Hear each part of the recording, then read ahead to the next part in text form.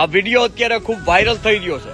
આ વ્યક્તિ બ્રિજેશ સોલંકી જે કબડ્ડીમાં સ્ટેટ લેવલ ચેમ્પિયન અને ગોલ્ડ મેડાલિસ્ટ, આ વ્યક્તિ ઉત્તર પ્રદેશના બુલંદનો ફરા ગામનો આ વ્યક્તિ છે, જેનું મૃત્યુ હમણાં 26 જૂને થયું, કારણ કે એ વ્યક્તિમાં રેબિસ મતલબ કે હડકવાના લક્ષણો દેખાણા. હવે આખી વાત તો જાણે એવી છે કે આ બ્રિજેશ સોલંકી જયારે ગામમાંથી પસાર થતો હતો આજથી માર્ચ મહિનામાં 3 મહિના પહેલા, ત્યારે એક કૂતરાનું નાનું અમથું ગલુડિયું એ અંદર પડેલું હતું ગટર લાઈન ની અંદર, અને એ ત્યાં ફસાયેલું હતું. એટલે એને કાઢવાને એને મદદ કરવા નીચે ઉતર્યો એટલે એ કૂતરાના બચ્ચા એને જમણા હાથમાં બટકું ભરી દીધું. એટલે એ સામાન્ય એને થોડોક દાંત બેસાડે એટલે એને સામાન્ય લાગ્યું, એટલા માટે એ વ્યક્તિ ત્યાંથી એને બહાર કાઢી નહીં તો નીકળી ગયો. અને પછી 3 મહિના પછી એપ્રિલ મે જૂન, અત્યારે જૂન મહિનો છે, તો અત્યારે એને 26 તારીખે એને હાથમાં એ જમણો હાથ હતો, સવારે ઉભો થયો એટલે જમણા હાથમાં કઈક દુખાવો ઉપડ્યો, આખો હાથ એને ખોટો પડી ગયો અને ધીરે ધીરે કલાકો બીતી ગઈ, શરીર પણ ખોટું પડતું ગયું. પછી એના પરિવાર દ્વારા એને હોસ્પિટલ લઈ જવામાં આવ્યો. હોસ્પિટલમાં બરોબર એની સારવાર ન મળી, પરંતુ તેને પછી પાછો ઘરે લાવવામાં આવ્યો, કારણ કે એને જે રેબિસ એટલે કે હડકવા ઉપડ્યો હતો. અને પછી એ શ્વાસ લે ને એને શ્વાસ લેવામાં પણ